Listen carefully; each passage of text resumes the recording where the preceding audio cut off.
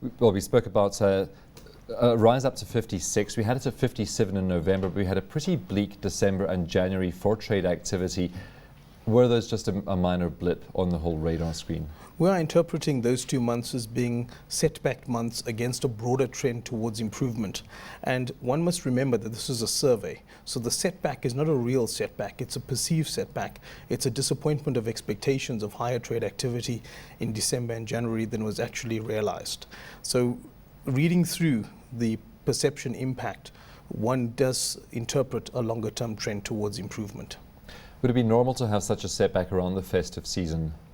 Yes, December is typically a quiet month, especially since the bulk of the activity in the trade environment is concentrated around retail.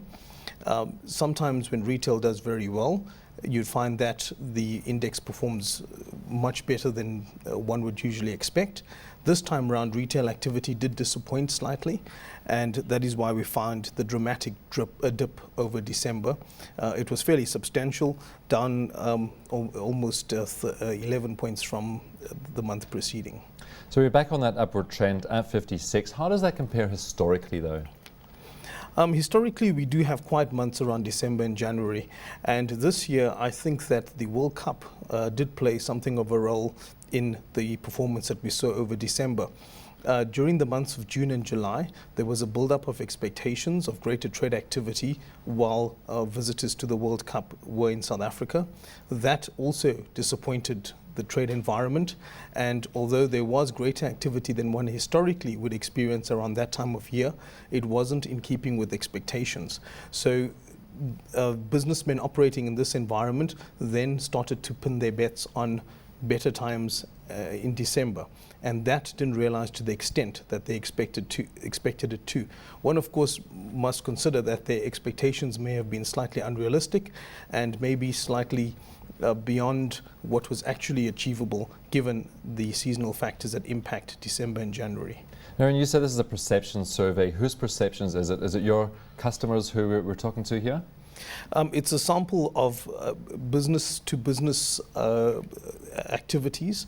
It is a sample that looks at the trade environment broadly speaking, in the broader sense, not just retail. It also has some elements of cross-border activity in terms of the survey constituents.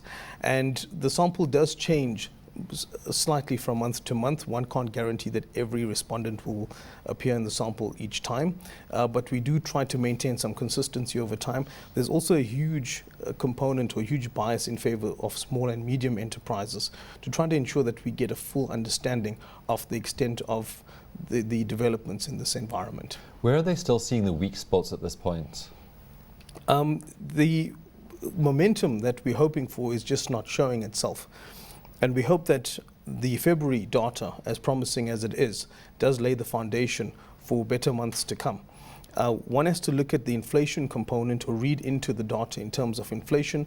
And when you see a slight buildup of inflation, it is a sign that there is a buildup of activity that is about to flow. We've also seen the manufacturing data released yesterday, and that shows that on a year-on-year basis, although somewhat below expectations, there is an improvement. And that could eventually filter into this environment.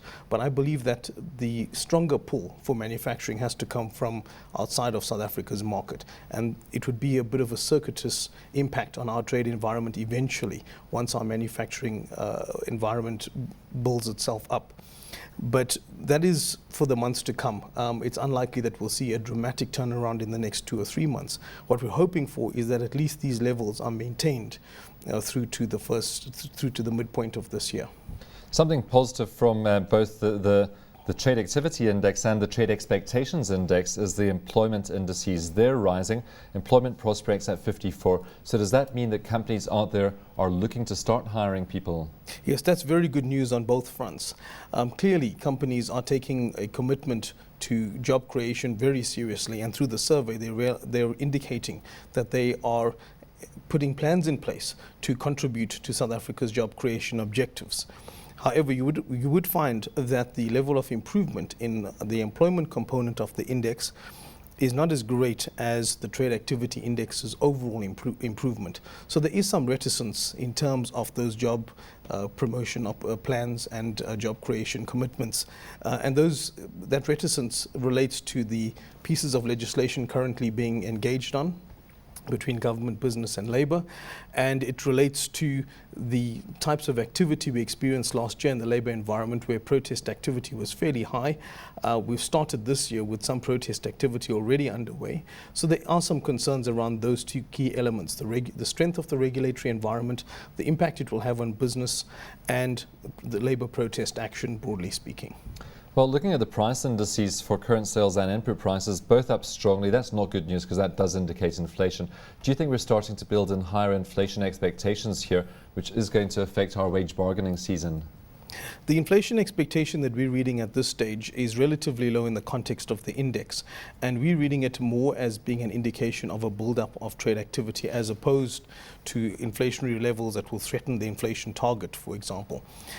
But one must realize that we need to embark on a cost containment exercise this year. Last year we saw inflation agreements. The workers have to be listening at the same time. Absolutely.